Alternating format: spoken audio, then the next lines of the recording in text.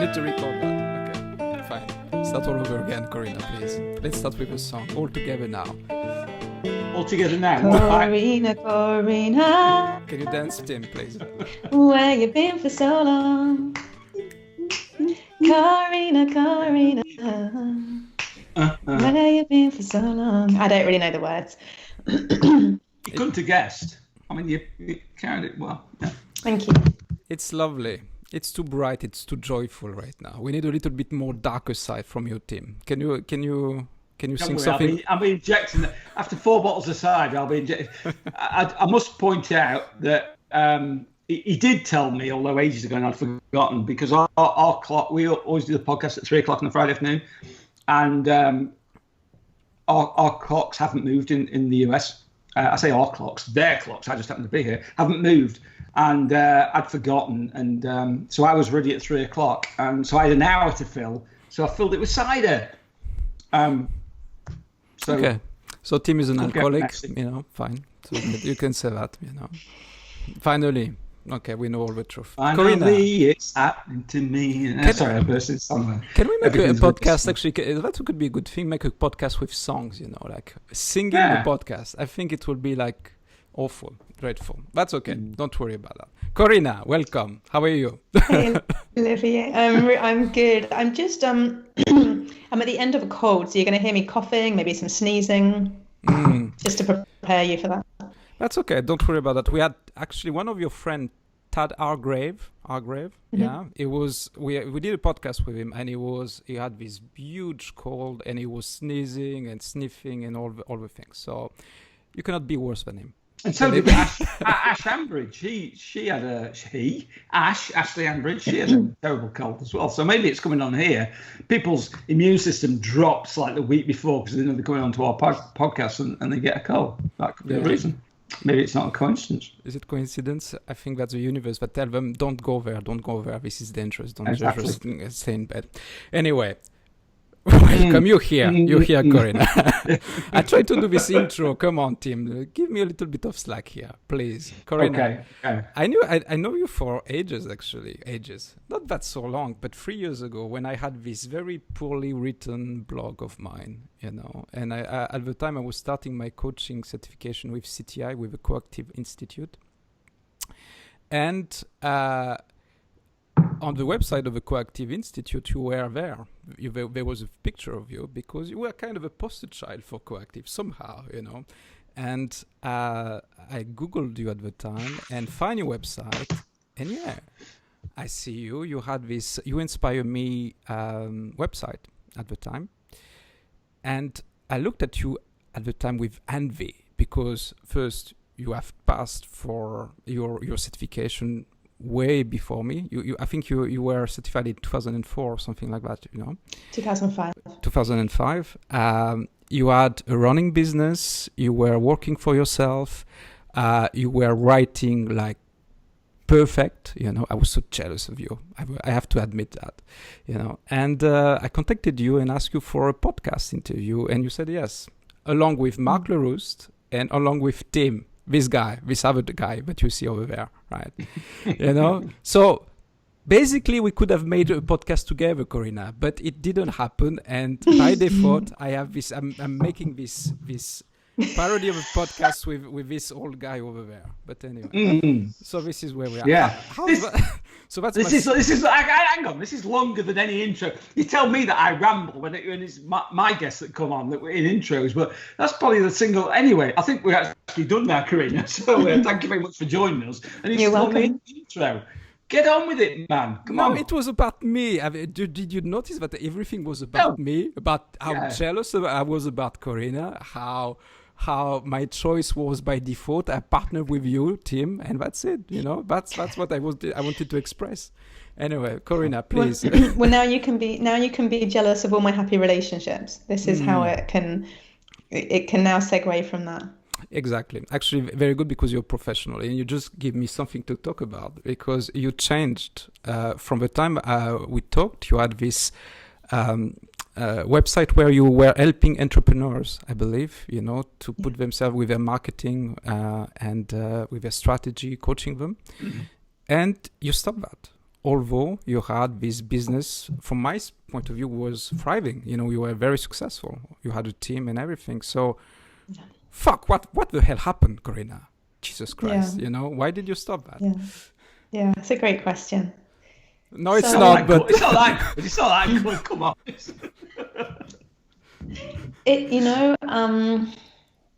I had said everything that I wanted to say about marketing. I had left 200 blogs there. I had done videos. I had done interviews, podcasts. I had helped hundreds and hundreds of people. And it was just like, that's that chapter done. And the site is still up so people can go and benefit. But what had happened for me in the meantime was that I had discovered this process that was radically transforming my personal relationships, my relationship with my wife, my relationship with my mum, my dad, my sister, my brothers, my grandmas, everyone, my friends. And I was like, this is now what really excites me. This is what I want to share now, because this is really changing my life and it's changing the people's lives that I work with. So it was just a real natural calling to the next thing. So you mentioned a process that changed you. Can you tell us a bit more about this process? Is it Byron Katie or something?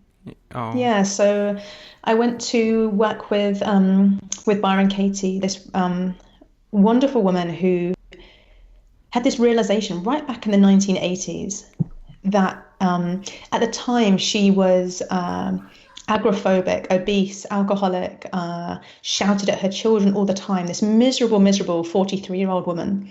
Miserable. And she had this awakening where she came to realize that her thoughts were the cause of all of her suffering. It wasn't her husband, it wasn't her children, it wasn't her job, the money, the desert town that she lived in with the wind. It was none of that. It was her thoughts.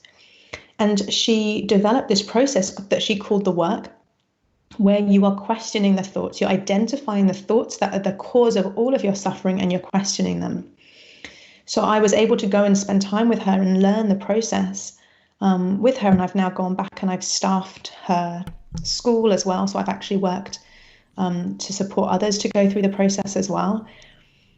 It's an incredibly simple but complicated process. You know, one of those where it looks really simple, but the more you delve into it, the more nuanced it is and the more you want to learn about it. And it's a process that I use every single day to identify what is causing any frustration, disappointment, anger, sadness, any of that, and be free of it.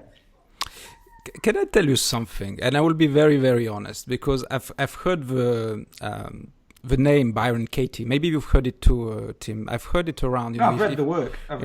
You read the work, and you know, I've gone to her website and I've checked some of her video, and there's something which, and don't get me wrong, but there's something which look a little bit cultish to me, and I'm saying this with a little bit, you know, with all the caution, and don't take my word, but there's something that little bit, oh, what is that? You know, it seems there's the Byron Katie over there on the website, you know, you can see her, she's there, and there's something there that just a little bit, you know, I'm a little bit, I don't know, not at ease, you know, so I don't know. But can you explain us a little bit more about this work? You know, what is it all about, actually? So it's about identifying in any moment when you're with someone, with anyone, but for my work, it's people who are important to us, so our family members. And maybe one of you will have an example of this that we can actually look at. You're with a parent, a sibling, a child, a partner, and you're really frustrated with them or really disappointed with them. Do one of you have an example like that? Yes, plenty. My family's dead. I'm frustrated to death. Would that work? I'm very frustrated. Okay, I have my son. I have my son. That's useful. Shut up, you know. Play along. You know, I have my son. You know, I have my oldest son, for instance. You know, which you know is not you know the student I would like him to be. You know, he's 10 years old, and for him it's not about school. He would like to avoid everything but doing his homework. Okay, fine. So that's for me. Yeah. So my work, just to make it really clear, my work has evolved out of the work of Byron Katie. It's not exclusively that. It's, you know, like everyone, we're influenced by other things. So I'll talk about my process as opposed to talking about Katie's process. And my process is the very first thing that I would have you do is to do what I call the rant. And the rant is where you get out all of your thoughts about your son and you just go for it on paper, not at him, because they're your thoughts, they're not for him. And you just write down, like, he's lazy, he doesn't do his homework, he's not the son I want him to be, he's this, he's that, and you just go for it. It's just like absolute permission to completely let rip. And this is called the rant, because these thoughts are happening all the time, whether we like it or not. These judgment thoughts, these blame thoughts are just happening. So we get them all on paper, and we see when we get them on paper that these are thoughts. They're not reality as objectively, they are our thoughts about reality. And then what's so powerful is that we can sit and we can take one of these thoughts and we can question it. So we can say, my son's life would be better if he did his homework. Now that seems like a fact, right? Like, well, yeah, he'll get better at school and he'll go on to university and he'll get a good job and he'll be in favor with his teachers. But you ask yourself, is that true? Can I absolutely know that my son's life would be better if he does his homework? And you just get curious and you really sit with that. It's a powerful question. If you think about coaching, can I really know what's best for him, for his path? Do I know that for sure? And you might find that, yes, I completely am sure without a shadow of a doubt. But you might find, actually, I don't know. I don't know what's best for him. I didn't always do all my homework and I've turned out all right. Or actually, some of this homework's a bit stupid. Or, you might just find something like a question mark in your head. But whatever you find, whether you find that it's true or not, the important bit for me is the next bit, which is, what does it cost me? Who do I become? What does it cost me when I believe that he should be doing his homework and he's not? Who do I become as a father? And is that the father that I want to be? I mean, you could answer this now, like, who do you become when you believe this thought? And it's strange because I'm entering in a coaching session. I hope that you don't charge me at the moment, but it's. So this one's free. Thank you, Corrina. You're very generous. To me, it's almost like it goes back to the way that I was brought up. My father was a teacher. And for him, school is extremely important. And I was actually thinking of that very lately, about this cycle, that we repeat this cycle the way that we have been brought up. And yeah, that's absolutely obvious. I become my father. I become the guardian of whatever, right? On June 17th, 1981, a beautiful. What's happening, Tim? I listened.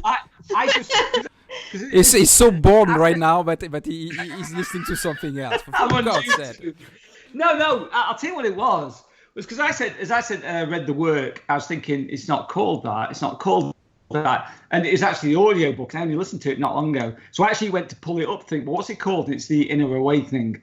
And I just tapped. My phone was about to, shut down because I tapped it to keep it up because I wanted to bring that up because I wanted to offer an opinion of it. And it started another book, which is Never Split the Difference by Chris Voss. It was an FBI negotiator, which is not really taking things down a slightly different path. But there you have it. There you go. That's what it's called, Raw Voices, because we suck. Oh, I do anyway. But I do. No, I want to. First of all, if you want to carry on with that train of thought, Olivia, go for it. Yeah, I'll just continue because this is a little bit more to that process. So it's like, what does this thought cost me? It's like economics. Is this a worthwhile investment? Every day that I believe that my son should do his homework and he's not, what does it cost me? Does it actually work? Okay, does me having this thought actually make him do more homework? Or does it just make me a bit of an annoying father or a controlling father or makes me drink? No, a break. A break like me. That's the way that we have. That's our relationship, by the way. I should have taken the relationship that I have with Tim, as an example. But that's another story. And then, so once you've really looked at the cost of this thought, the cost of this story that you have, Then the question is, and who would you be without that thought? What would life be like? What would that moment with your son be like when you're in the dining room or you're in the kitchen? If this thought that he should be doing something other than what he's doing, if that thought weren't there, who would you be with him? How would you be with him? And you get to re-experience life, and actually underneath that story is the love and connection that each of us craves with anyone who's important to us. So I can see for me, it's just a way of clearing everything that gets in the way, you know. I can see how simple the process is. You know, you just explained that it seems very simple with these 3 questions or these 3 steps that you described. But although to me, to get to this point, it seems a little bit, you know, it seems heavy, because you don't change like this. You don't change your way that you behave like so easy like this. That's not true. That's not true. Oh, is it? People can definitely change like that. Not always, and you know, people say it takes time to change. It actually doesn't. There's actually a flip when we change, when behaviours actually moves from one behaviour to another behaviour. Now, it may take a while leading up to that, but actual change happens in an instant. It always happens in an instant. So do you think that with this 3 question, this thing, I will stick to that? I will anchor this new habit to say, oh, yeah, you know what? Well, fuck that. You know, I won't be yeah. Let me offer my thoughts, and then we'll ask Corrina, because she does it on a daily basis. I don't. My instinct with that would be, some people will, but some people. It's like anything in coaching. You know, it's like one of the reasons why I like the ICF, but I'm not beating the drum for the ICF, because they only teach coactive coaching. I think coactive coaching is definitely the best modality, right the way up until when it isn't. And with some people, it's a complete waste of time. You know, and I think for something like this, I think I can imagine how it could be definitely an instant change, maybe a slow change for some people, and other people it will be a turn off where they think it's too heavy. So that would be my guess, having never done it. So you can now tell me I'm wrong, Corrina. My experience is that you can have a shift incredibly swiftly. So I had one woman that I was working with. This is actually one of the testimonials on my website, and she said in 30 minutes I was able to shift shit that had festered for 20 years. Because as soon as she actually shifted shit. Shifted shit. It's a tongue twist, isn't it? Shifted shit. Say it 14 times. Yeah. Swiftly. Yeah, and she experienced such tremendous freedom just from 30 minutes. Now, it can happen like that. For me, it's a daily process. It's a daily practice. It's a decluttering for me. You know, that's how I see it. I see these thoughts like clutter that get in the way, that are like dusty and stagnant and block my connection in my relationships. So I see it like a daily decluttering, and it's like how much peace do you want? You know, if you want a lot of peace, then a daily practice. And you know, the way that I work with clients, we work for a 3-day intensive, and those 3 days we're looking at one really important relationship and all the shit that has built up over 20, 30, 40, 50 years to get free of that. Tim, you had a question, I think, that and I interrupted you after that. I want to go back to when I first listened to the book, which is only within the last 6 months, I think. I had it for a while now. I thought I'd listen to it because I'd heard people talk.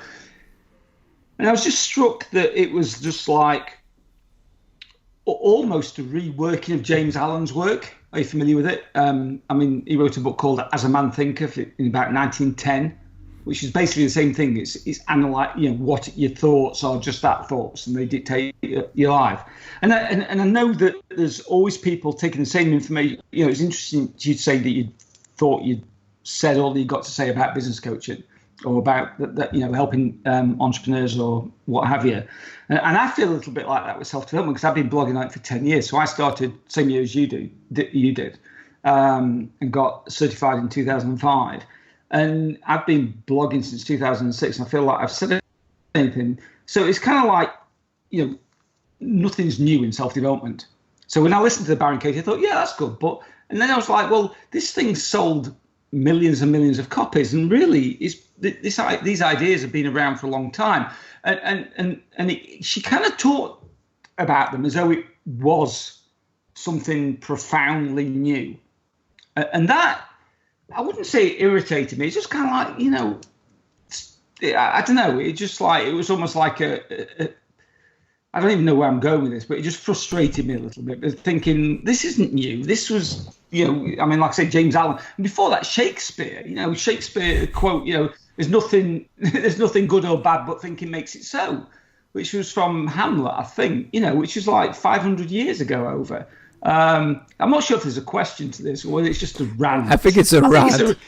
I'm going back to the rant that you've introduced into the process. So that's just a rant. So there you go. I'll go back to my side now. Carry on. So, good work. And what's so beautiful about having a rant is this: when you, if you rant about someone onto paper, and you could totally do this about Byron Katie. I certainly have. You can just rant it all onto paper. And you can question those thoughts. And then one of my favorite parts of the process is where you then do the turnarounds. So the turnarounds is where you look at what you've written about someone else and you see that they're a mirror for yourself. So it's like, right, where do I say the same things as everyone else?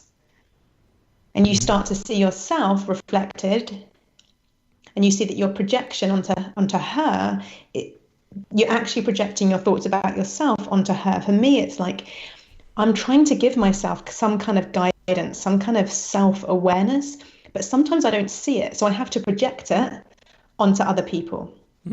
Right. So that person who drives their car and parks over 2 spaces in the car park and drives me fucking crazy, that they've just taken up 2 spaces.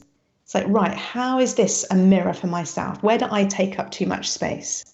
Where am I selfish? Where do I not think about other people's needs? Okay, I mean that is a staple of psychology, and I think there's merit to it, but I think there's too much merit given to it. So somebody said to me, so a guy posted on my Facebook, well, a friend of mine posted it, and he came onto mine, and he said, I had a conversation with somebody. They said they're anti-guns. I said, have you ever hunted? He said no, and I said bingo. And I just commented, I've never raped. So there are loads of things that I haven't done that I abhor that I don't see in myself. So I've never raped, and I am very, as Donald Trump would say, I am the man. I can't. I knew we couldn't get long into this podcast before I'd have to bring up Donald fucking Trump. But you know, he is the most respectful man in the world of women. Did you know that? He said so. It must be true because he said it. So when I see things like that, and I think there's an element of truth in it. I think it's like, you know, a lot of things. It's like an element of truth gets blown up into be a truism, or this is how it is. You know, that if you do this, then you're reflecting something of you. And I don't think that's always the case. I think you can get mad at somebody. Yeah, I found it for me to be 100% the case. And so when you're looking at something like rape, you don't need to take it literally, but you can find that same kind of energy. So I have found that in myself. Give me a similar energy of that, the energy. So the rape energy, if you like, what is rape? You're taking something from someone who doesn't want to give it. Mm-hmm. You're imposing yourself upon somebody. Mm-hmm. You are using your strength, or you are violating them in some way. So then I look at, where have I ever done that in my life? Where have I ever taken from someone something that they didn't want to give me? And I can find examples, you know, whether it was their time. I could see that they were tired, but I still wanted, you know, let's say my wife is clearly tired, but she offers to do the dishes and I let her do that. Okay. I'm taking from her something because it's for my own benefit. Yeah. It's like, where have I ever taken advantage of someone's body or energy and violated them in some way? So it doesn't need to be literal for you to find it in yourself. Okay, but if you take it that extreme, if you're diluting it to such an extent that it becomes meaningless, because then every fault you see in every person you could take, and how do you use that then? Where it's just like, well, these are just common human traits. Well, how you use it then is that you can then find a common humanity. So you can look at Donald Trump. You don't in any way need to vote for him, but you can see him as a person with common human traits. And there's something There's something so much more liberating and more powerful about seeing I am that. What I'm seeing in you, I have in me. It's just dialed up here and here on you, and it's dialed down here and here on me, or this bit's dialed up or this bit's dialed up. And you don't have enemies anymore. And it actually, for me, it makes me much more empowered, much more able to take action and be more activist than if I'm just like, oh, he's a fucker, he's a wanker, and it creates distance. Because it's like, then I can't understand, like if I can't understand someone, I can't possibly hope to change them in any way or even connect with them on any way. So I'm ineffectual. Okay, so how do you understand, say, a sociopath, where the brain chemistry is different, where the wiring of the brain is different, where they can't tap into empathy and things like that? How can you understand that? I'm curious, because I find it difficult. Yeah, I can certainly find where I don't have empathy for people. For example, I don't have empathy for Donald Trump if I'm believing my thoughts about him. Okay, but isn't there occasion? I don't know. I think I need to process all this, which is unlike me. I normally run my mouth. Well, I'll still run my mouth as well, obviously. I don't want to let Olivier down. But it kind of like, I'm not sure about that. I'll do a loving kindness meditation, and I've used Donald Trump on several occasions as being the person. Did you do that? Did you do that? Yeah, I have done. Fuck, yeah. I'm so proud of you. I actually go and sit and I posted something where I'd spent an hour watching Fox News, and somebody on Twitter said, how can you possibly do that? And I said, well, I can't rip it if I don't know what they're doing. I can't. I've got to understand where they're coming from as much as possible. But I do think that, like I say, I think it becomes diluted. That it just becomes, well, I'm not sure for me if the meaning is still there. If for every person, so somebody who is a sadistic killer or whatever, that to say, well, I'm mad at them because of. I think it's possible to be annoyed with people or angry with people without necessarily thinking that there's elements of yourself that you're seeing. I don't know. I think it's very simplistic. I don't know. Go on. Okay, so yeah. You see, Tim is a little bit annoyed at the moment, because he's processing with his busy brain. I'm not annoyed. Not annoyed, but he's processing with things. But I have a question with you, because I'm doing another certification of coaching, which is about relationship coaching myself, right? At one point, he'll start fucking coaching. I've known him for about 4 years. It's like being just coach, man. I already started, my friend, but that's okay. You don't have my thing. So the way that I do my coaching is I'm having everyone, present in the room. So I have, if it's family, I have a family that I'm coaching. There's 3 people. If it's a relationship, I will have a couple. If it's a team, it will be almost 10 people in the same room, and it's coaching, the relationship. Here you're doing a process to me, which is different. If I understand it correctly, you don't need to have everyone in the room. You just need one single person, and that makes me very curious. Because the way that I'm learning this, it's about everything about the dynamics about people, how people interact. Which play do they play? In which movie we are. What is the energy? What is what are the roles and all these things. So I'm very curious to know, how do you do it only with one single person? To coach a relationship. That's a great question, and I love I love that for some people that relationship coaching really works. All being in the room. What I noticed was that for me and for lots of my clients, the other person didn't want to engage. They weren't going to be in the room, so those kind of formats weren't going to work. So let's say someone who hadn't spoken to his mum for 20 years. Well, she's not going to get in the room with him. Or someone, a man whose wife just didn't want to have sex with him anymore. She wasn't going to go to marriage guidance counseling with him. So what can people do when the other person won't engage? For me, what I found with this process is that you don't need the other person to engage, because it's your thoughts about that person that are causing your pain. And your pain is what I'm interested in relieving. So your thoughts, it's 100% your thoughts. So you literally do not need the other person to change or to engage in any way for you to find complete peace with them. And this has been my experience, and this is the experience with my clients, that the other person doesn't need to be involved.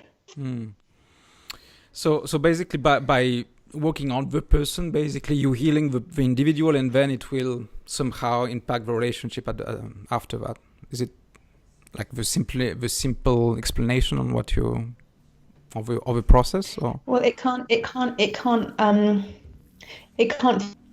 fail to impact the relationship because you are different. So to go back to the example with your son, if you had really fully questioned the thought that he needs to do his homework, and you'd seen the cost, and you'd come to see, well, how is this a mirror for me? Where am I not doing my homework? What's the homework that I need to be doing? And you really take responsibility for your side of the road and really clean up your own shit, basically. When you come to your son and there is no nagging energy, there's no pressuring energy, there's no judgment, any of that, it can't not change the dynamic of that relationship because you're so different. So people often, when they do this process and they get with the person that they've done this work about, the other person hardly recognizes them. They're so different. It's like, oh, why aren't you yelling at me right now? Why are you just being okay with me doing this thing? Why are you being really nice and loving and kind and forgiving? And why are you doing the dishes rather than telling me that I need to? And and then just the way dynamics work, the other person then can't not change, can't not in some way fall into a different dance with that person. That's interesting. And sorry, there was my son right now is just having a tantrum over there. So if you hear him, just ignore him for the moment. This is what happens, Yeah, it's because he's heard you talking about him. No, it's my youngest one. I'm not talking about the I have 2 kids, so it happens as well. No, I did that. Well, I didn't know which one. But you so there's something you went from business to relationship, That's a big leap to me, That's something, it's totally different, on that. What really drawn you to that? Is it something that you experienced too? Yeah, thank you, Tim. I'm trying here, Is it because yourself you have experienced the same things happening to yourself in your relationship, maybe? I'm leading right now with the question. Sorry. So there's a common theme. So when I was doing the self-employment marketing work, my tribe of community, my people, were in the healing, coaching, yoga kind of fields. They were interested in personal development and they wanted to share that work with people. So often I was helping coaches to build their business, market their business. Well, all of those people have relationships. And actually what I have found is that doing personal development work can actually make those relationships harder. So we think they're going to make them easier, but actually often they don't make them easier because the problem is when we do personal development work, we're often building up more and more of an identity. We're getting clearer and clearer about our values and our needs and our wants and all of that, which actually can be the problem. So self-development, we're developing the self, and the self, that identity, that construct is made up of these thoughts. And so when we think we want and need our partners to be in a certain way, that's what creates that tension. That's what creates that frustration when they're not being that way. So the relationship work that I do, the clients that I work with just naturally are in this kind of personal development field. And they're like, why am I not further along by now? I've done all of this work. I've done all of this coaching and I'm still a complete bitch to my husband. I still yell at my kids. I get with my mum and it's like, I want to see the back of her. What? How has this happened? I'm like, on the outside, I'm running a yoga business. I'm a yogini. I should be kind and peaceful and enlightened and evolved. And I'm not. I can't, my dad presses all my buttons and I just hate him. So that's the connection really between the work I used to do and this work is it's the same people. It's just, they're looking at the relationships. And that resonates a little bit with me actually, because I somehow feel that, I just, we all do this personal work. We try to become, the best as we can be, I'm using this jargon here. And still, we are still caught in this, dynamics or relationship. I've just talked to you about my son, the way that I behave. And I know that. And somehow I still continue to do that, So that's complex. That's complicated, I guess, I still yell at my co-host, for instance, for Tim, it pisses me off every day. Tim, right? See himself. Look, he's muted now. But anyway. No. I was listening. Oh, well, Yeah, and I think sorry, go on. that's the bit that my heart just really goes out to. That there's a lot of frustration there, but there's also a lot of shame I hear from people. I hear a lot of people saying, like, I'm ashamed. There's me, this great coach. There's me, this great yoga teacher. Everyone thinks that I'm this lovely, radiant soul. And actually, my wife, behind the scenes, gets the worst version of me. She gets the version that I would definitely not want to, put out on social media, and the way that I am with her. And it's like, I have so much compassion for that, because that was me before I got into this process of questioning my thoughts. Because I just didn't know how to. I thought that just what I thought was just how things were, that's just who my wife was, or that's who my family was. I didn't realize that was story, and that story could be deconstructed. And it's somehow, you touch something which makes me think, this image that we in this business needs to put this very glossy picture of ourselves, all smiling, just like Tim. His website is perfect. I did that. I started following you on Twitter actually today, because I was looking at some of you, and I swear I tell political jokes. I rip Donald Trump on Twitter. So I'm probably not the greatest example. I always tell the coaches that I train, don't do what I do on social media. You'll get nowhere. So carry on. Sorry. But again, and I took this on purpose. But that's, again, this is what we're trying to have this perfect image, to present ourselves. And all of us, we have still this issue. We are a little bit broken still, and that's part of our humanity, So why do we pretend still? Why do we pretend? Okay, before you come in there, I want to come in there before you answer that, Corrina. So compose your answer. I don't actually, one of the presuppositions of NLP is nobody's broken, and I actually don't accept that at all. It's like everybody's broken or nobody's broken. And I think that nobody's broken. It's just we operate perfectly for everything that's happened in our life and all the stuff we take on, and we and to come from a place of thinking I need fixing is an erroneous belief in my part. So going back to what Corrina was saying before about the self-development industry, and I think the reality in my world is somewhere in the middle.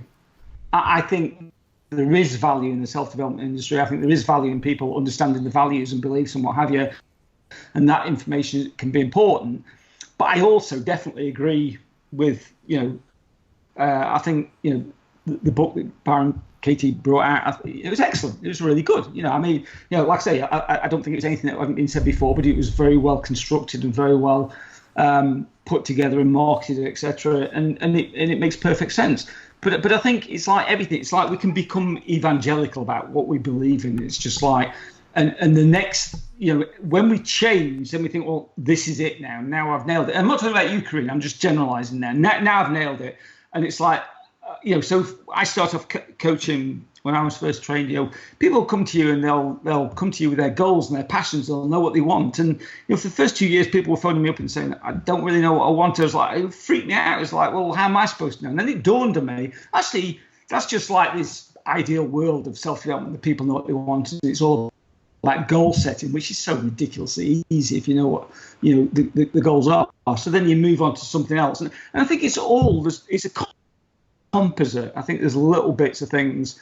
And I think what you're teaching is really important. I think it's really valuable, but I don't think it's the only point. And I know you didn't say this, but I don't think it's the only element of the industry, whether you want to call it self-development or whatever. And I definitely get what you're saying about the self, because we can come too attached to ourself and what we're around in most directions.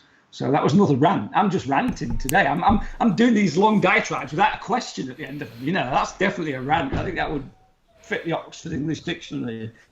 Okay, Tim. Shut up. You okay now? What you said again, Olivier? Thank you, Corrina. Can you? I don't know if you can take my question where it is, or you answer to Tim. Do whatever you want, but just you're free to answer. Just shut him up. Yeah. I'm not sure what your question was, but no, there wasn't one. But one thing that that feels really important to me is that it's not about absolutes with this. It's about more and less. So what I experience is that I am less annoyed with my wife on a daily basis than I ever have been. And so it gets less and less and less every day. It's not like you reach this kind of nirvana of like no stress, no anything. It's not like a rival place. It's just, for me, it's like more and more and more peace, more and more and more centeredness, groundedness, self-sufficiency in that, as in I'm getting my needs met by myself. And so whatever anyone else gives me is a bonus. And less of the things that I don't want in my life, like frustration, stress, disconnection, being the kind of person to people that I don't want to be. So that's, it keeps feeling like a journey, because it's more and more of the right kind of things that really make me happy, make me peaceful, make me joyful, and less of the things that block all that. Can I ask you a question? Is it possible with that mindset to be, say, a civil activist? Yeah, absolutely. Why wouldn't it be? Because I don't know. Because actually, if you want to take action, isn't it best to be really, really clear-minded? I'll give you the most ridiculous example, because I was in a cafe yesterday morning as part of a group, and because we were a group of more than 5, the restaurant had decided, the cafe had decided to put a surcharge onto the drinks because we were a group of more than 5. And when I arrived, the woman in our group at the till was really shouting at the guy behind the till. This is ridiculous. You're charging us more because we're a group of more than whatever, and was really, really shouting, really angry with him. And now, what's his reaction to that going to be? Defensive, piss off. I'm going to just tune you out. I'm not going to listen. That anger and that aggression and that attack was not in any way opening up a dialogue. And I was just able to just speak with him. Okay, so again, I know this is a very kind of funny example, but it's exactly the same in any kind of activism. I'm a vegan, for example. That's my food choice. I would never shout at someone about eating meat or dairy or eggs or any of that. It would just be to have a conversation or to share recipes or to answer questions. And actually, that is much more engaging and much more likely, in my experience, to have someone go, hang on, have they got a point? Let me listen to them. Because actually, so like with the man behind the bar, I was just asking him questions, trying to understand his point of view. And then making really simple requests, like, would you be willing to let us know if you're putting a surcharge? Would you be willing to discuss with us not having that surcharge? But we're united. We're on the same side. There are no enemies anymore. So when you're an activist and there's enemies, you're just going to get into a fight. That's war, basically. So peace activists who are at war, that doesn't make sense. If you're truly a peace activist, then you are at peace. You are actively being that which you want to see in the world. Yeah, obviously, I never mentioned being a peace activist. I understand. I mean, there's a Mother Teresa quote. William March was an anti-war on an anti-war, and I'm paraphrasing now. And she says, "No, but I'll march on a pro-peace demonstration." And I get that, but also you got the things happening in Dakota at the moment with the Indians, which is far from. I don't think you can rationalise the military down in a situation like that by going up and saying, "Let's talk about this" or whatever. Sometimes, there are. I mean, there's great examples of peace activists like Gandhi, but there's also ones of like Malcolm X, for example, who created massive change through being the antithesis of that. So I get what you're saying. By the way, did they remove the surcharge? So they're gonna discuss it with the group. Okay. So so there was a picture in the whole when it was all kicking off with the hashtag white privilege, and there was one photo that really stood out. Hashtag Black Lives Matter. There was the woman standing, and there was the black woman standing incredibly firm and immovable, and there was all the military in front of her. I don't know if you remember, or the police in front of her. for me, that was the image of the Black Lives Matter movement at that time, because she was just so clear. There was no aggression, there was no fight, there was no like, you're the enemy, I'm coming at you. It's just, I am standing in my truth and in such dignity. And it's that kind of activism in any relationship, whether it's politically or personally, that you just stand absolutely in your integrity. Okay, so and I agree with that. And if you're familiar with the civil rights movement in this country, a lot of it was born out of anger. So the face of it, the most common face is Martin Luther King, who was this incredibly, and it's a bit like Nelson Mandela, although he was born out of violence with the ANC, but with the movement behind Martin Luther King was very much driven by anger, and this, so he was the public face, but there would have been no civil rights movement without the anger that was driving it at the grassroots level. That so when I say can you have civil rights, it's like if there's no anger to begin with, so I'll give you another example. So we had a guy on the podcast, Bodhi Pashka. He's a Buddhist scholar, and he studied Buddhism for 30 years, and he's incredible. And I spoke to him on many occasions, and he's become a friend of mine. I said to him, "Do you ever get angry?" He said, "Yeah, of course I do." He said, "If I didn't get, because I actually started nicknaming the angry Buddhist, because he said that it's the anger that stirs the action to begin with. And you can still offer your enemies loving kindness, so to speak, but it doesn't mean to say you're not angry from them." I'm just wondering if there's no anger there.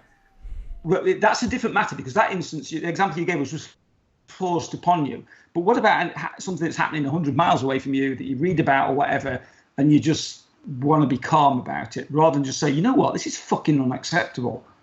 What Donald Trump's doing is fucking unacceptable. Therefore, I want to go on Twitter and I want to let other people know that don't know that on December the 16th, he's up in court for raping a 13-year-old, but the media over here can't cover it because she's a Jane Doe, because she's anonymous. If they report on that story and it's found out to be false, then they can be sued for libel. They sue the fucking ass off them. But if she comes out in public and they've got a name to pin to it, then they can report it. So it's not being reported over here. So the Guardian, the Independent have reported it. So that kind of thing makes me angry. And you can tell I want to share that with other people. I want to let them know this is what's going on. You don't know that your future president could be up in court on December. Well, it is up on court on December 16th. That's set in stone for allegedly raping a 13-year-old girl after he's come out with the comments he made to Billy Bush on the bus. And that kind of thing makes me.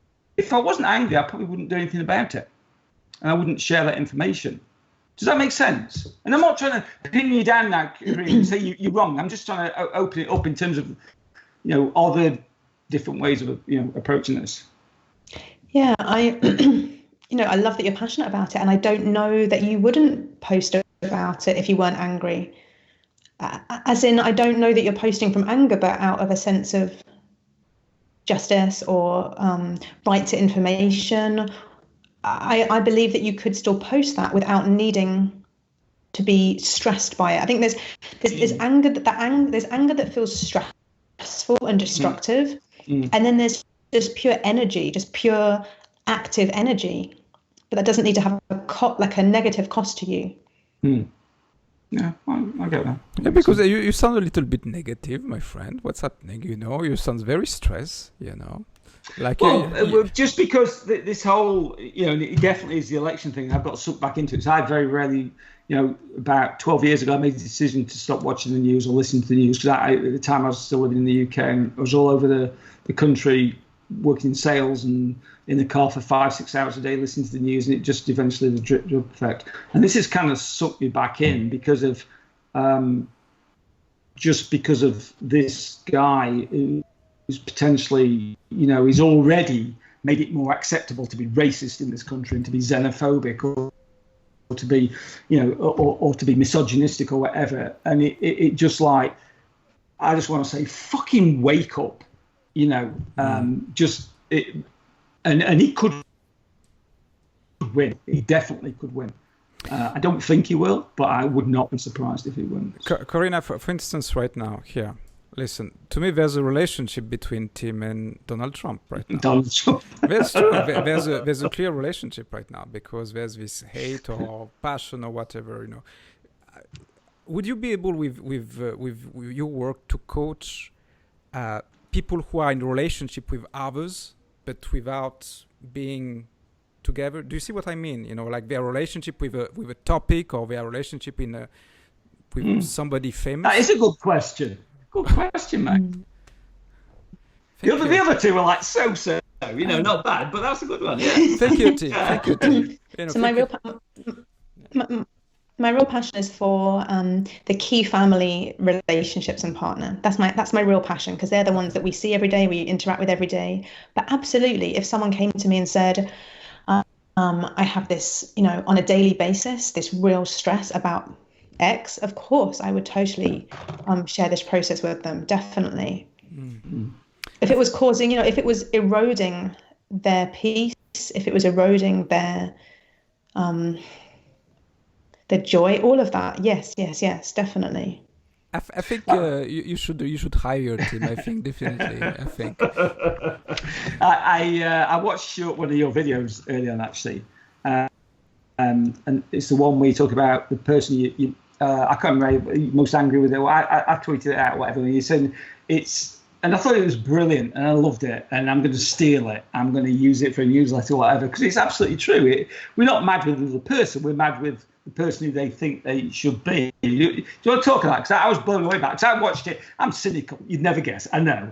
But I am cynical. I watched that. I thought, this is fantastic. This is the best thing I've seen on another coach's website in a long time. And thank you. Yeah, do you want to share that with us? It's really cool. Yeah, that video is called the person who makes me miserable 100% of the time.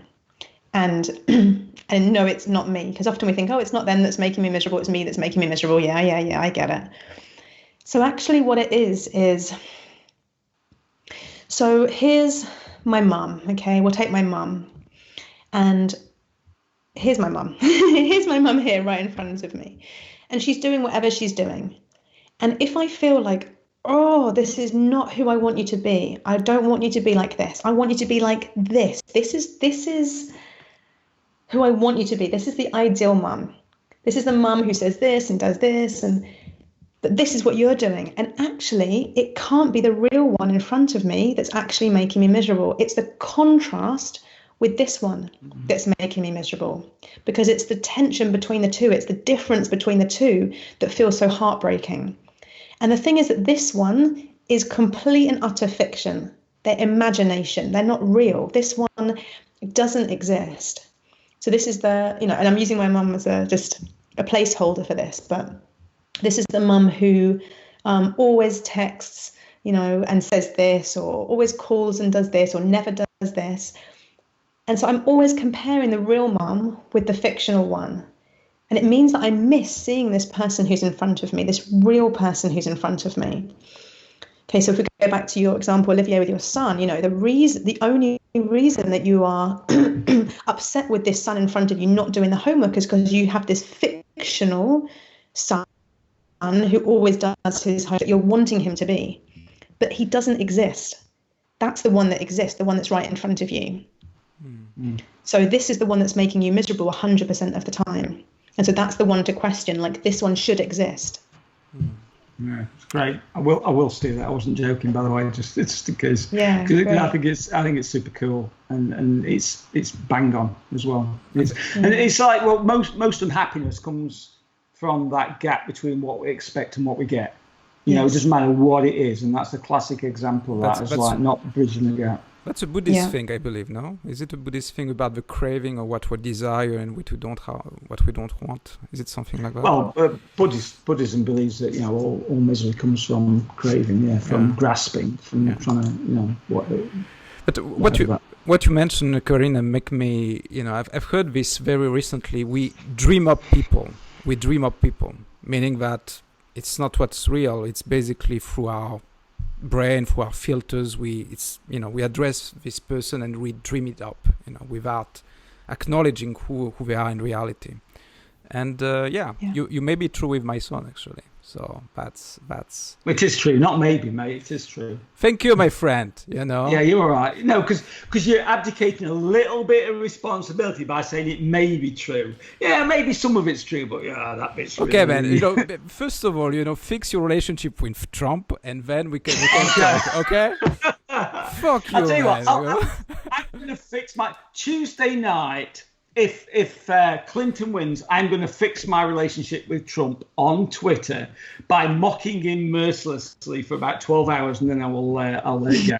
For God's sake, for God's sake, we need to stop this Trump thing. Every time in our podcast we have a Trump debate. Well, only for the last 6 months. Yeah, that's great.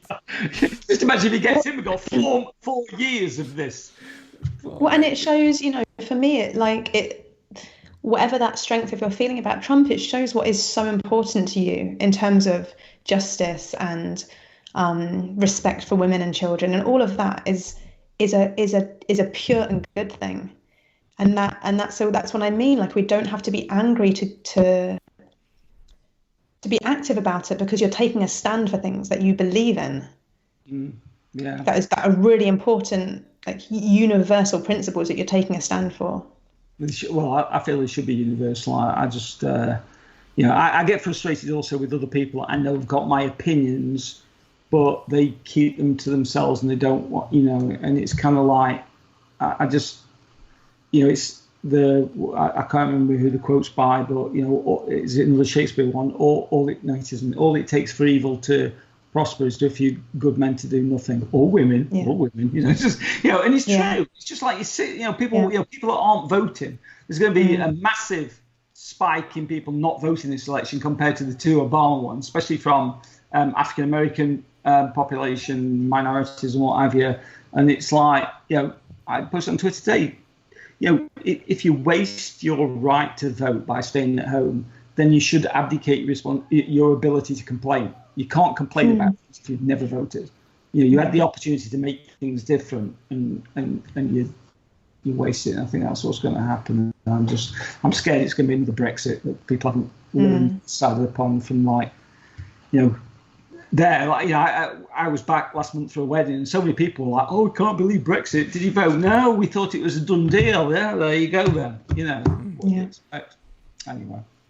Let's not open the Brexit fit now, because you'll start another rant, So, Corrina, where people can find you, actually?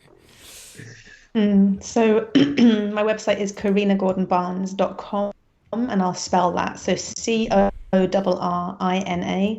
Gordon, GORDON, Barnes, BARNES.com. Thank you. That was great, Corrina. It's worth checking out. I spent about half an hour wandering around there, and thank you. Some really good stuff. It sounds patronising. Me say I'm impressed. I don't mean to sound patronising, but I am a cynical bastard. So you are. I think it's just, when you've been in the industry and you've been in as long as I have, and you're just like ready. It's just like, it's just the same thing over and over again. And then sometimes you get stuff and you think, this is different. This is really cool. So thank you. Shut up is a compliment, Olivier.